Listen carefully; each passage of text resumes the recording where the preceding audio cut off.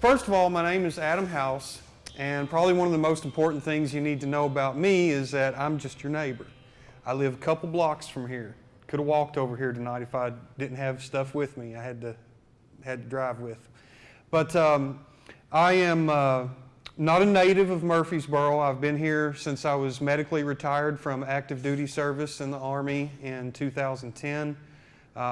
I was medically retired for chronic severe post-traumatic stress disorder when I got back from a 15-month tour in Afghanistan with the 173rd Airborne out of Vicenza, Italy. And I was mentioning before this event tonight that, I'm not really sure whether it was myself or my country that changed so much. But when I got back from overseas and I got out of the military, something has definitely changed.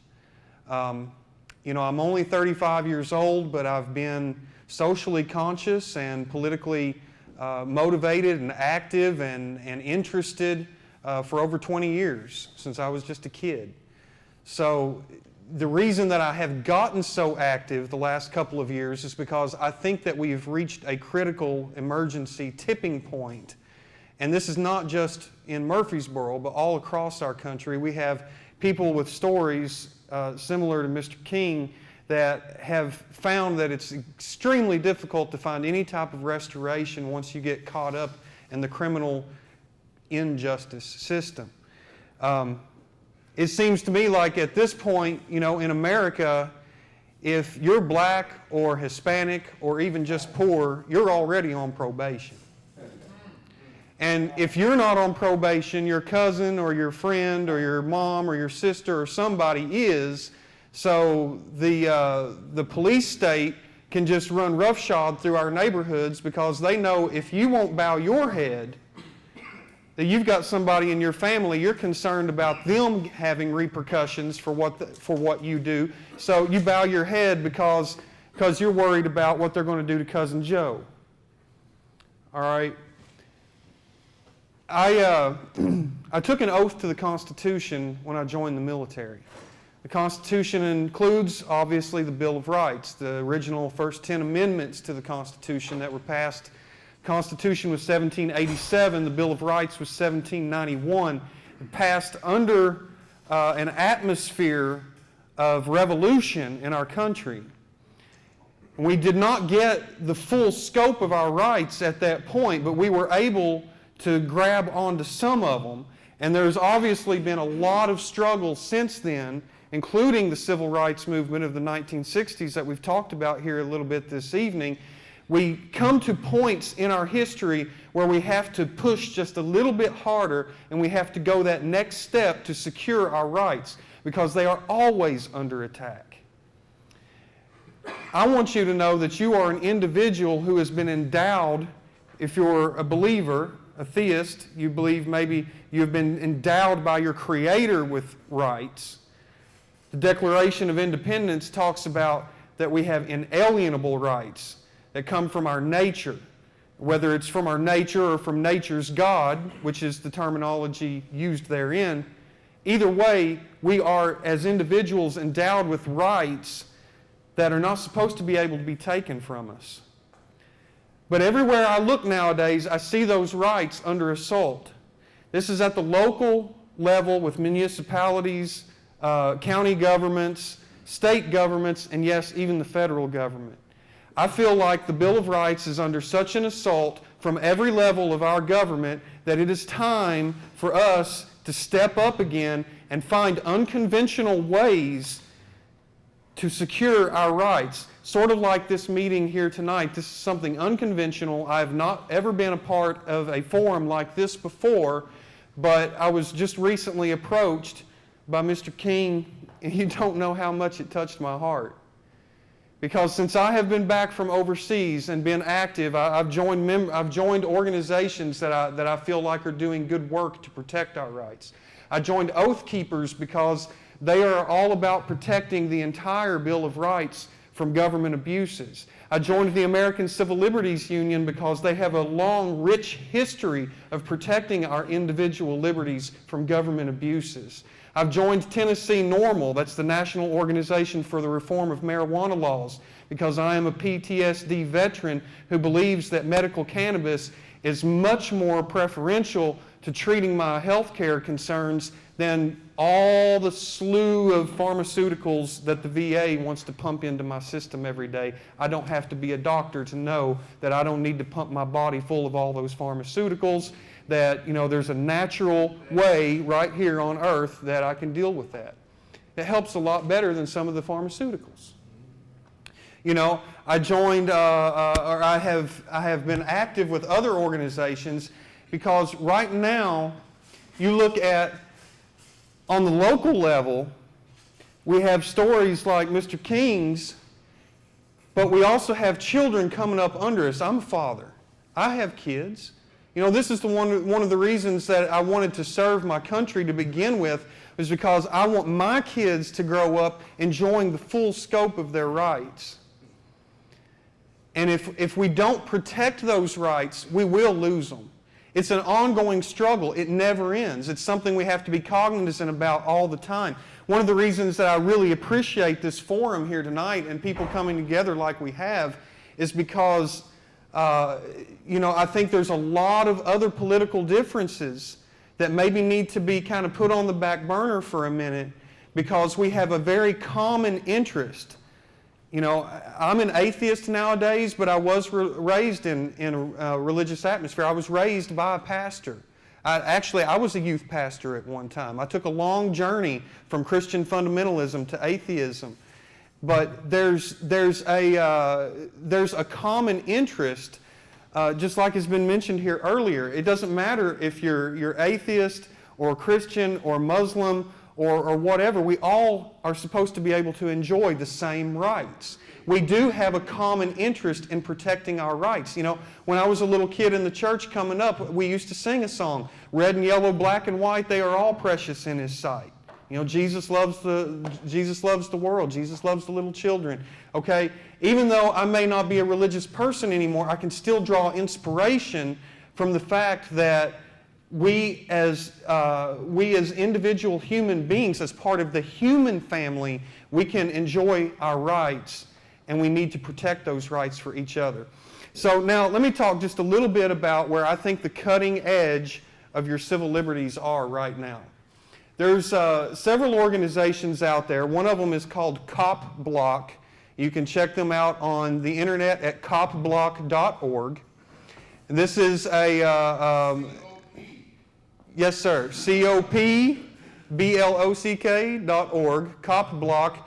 And this is a group of activists that have dedicated their lives to doing something very similar to what Bobby Seale and the Black Panthers did in the 1960s, which is, if you're familiar with Mr. Seale and the Black Panthers, they actually armed themselves and they went out and started protecting their neighborhoods by following the cops around, and when the cops would come up and start harassing somebody for something that had no victim, there was no violence, no criminal violence going on, and the police would start harassing people, the Black Panthers would be there on site, armed, and also armed here with knowledge about the law, so that they could inform the person who is being approached by the police of their rights and how they might be able to respond, but also to inform the police that you have overstepped your authority, you have overstepped your bounds. Okay, this is not a police hating campaign that I'm on right now. This is quite to the contrary. This is a rights-loving campaign. This is about a love-olution, not just a revolution, but a love-olution. Okay, free Adam Kokesh. Anybody here doesn't know who he is? Look him up. Adam Kokesh is sitting in prison right now. He is a political prisoner of the United States government. He did not commit any crime with a victim. He did not create a victim. I'm not big on victimless crime. I don't believe in victimless crime. No victim, no crime. Okay? We talk about so many different issues that we're always swatting at the leaves on the tree. But I think it's actually time for us to start striking the root. It's not just about slapping down the branches and the leaves, but we have got to strike the root. Because there are too many young men like this one and other men in our community, your kids, my kids, who are growing up in an atmosphere where if they even just look at a cop wrong, they can get locked into a system that will make them prisoners for the rest of their lives. Stand up for your rights.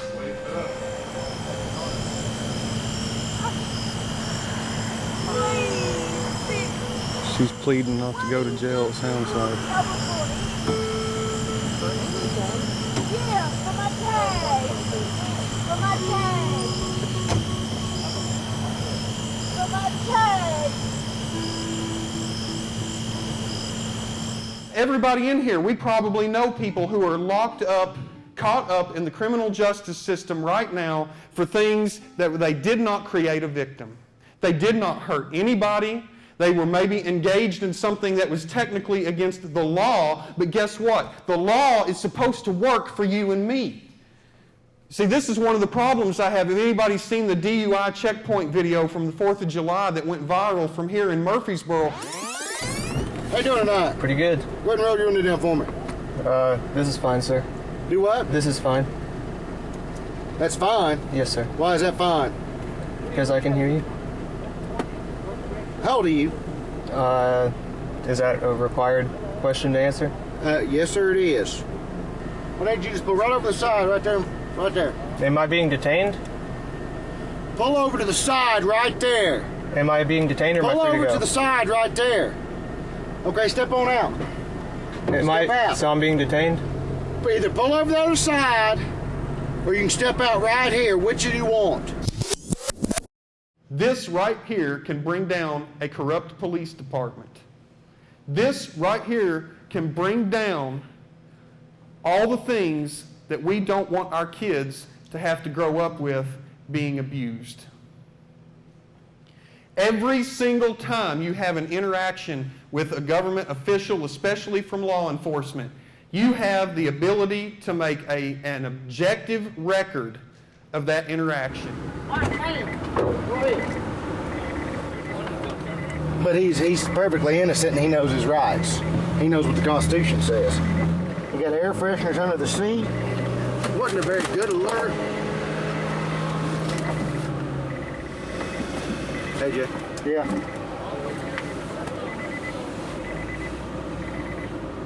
Oh, yeah. It's running. This is one of the problems that I have with this kind of thing. Thinking that maybe somehow we are supposed to be employees or slaves, or somehow we have to be the obedient little slaves to the government, and that is not the way it's supposed to be. The government is supposed to be working for us. We have a problem from the top to the bottom. On the state level, they allow the Viper program in Tennessee. They allow checkpoints to be set up everywhere, just like they did in Nazi Germany. It's happening, people. It's happening. Right now, a man by the name of Edward Snowden revealed criminality on the part of our federal government, and he has asylum. He's hiding in Russia because our government has charged him with espionage. The polls of American citizens consistently, since this happened a few months ago, when these revelations about the National Security Organization came out, these revelations we're all being tracked, we're all being watched, our information is being amassed and it's being shared across all these alphabet soups of bureaucracies with the government. And I mean, basically, if you piss off the wrong person right now, you may end up in prison. We have political prisoners in the United States right now. Bradley Manning was just sentenced to 35 years yesterday for exposing war crimes where innocent people, including journalists and civilians on the ground in Iraq, were killed by drone strikes. We have a problem, folks. We have a problem.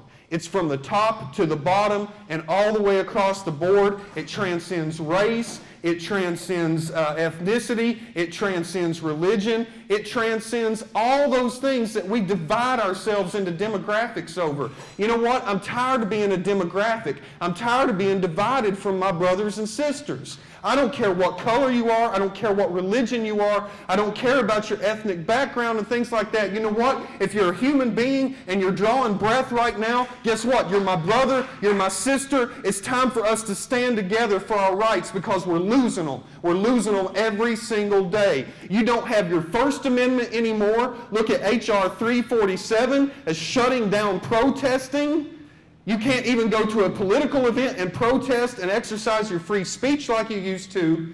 They're shutting down the Second Amendment. The reason Adam Kokesh is sitting in prison right now is because he went to Freedom Plaza and he loaded a shotgun and made a YouTube video of it in the middle of D.C., didn't harm anybody, simply wanted to expose the fact that a peaceful person who believes in self-defense and being able to arm himself to protect himself should be able to stand in the middle of wherever and hold a shotgun peacefully and talk to people about freedom. That's it.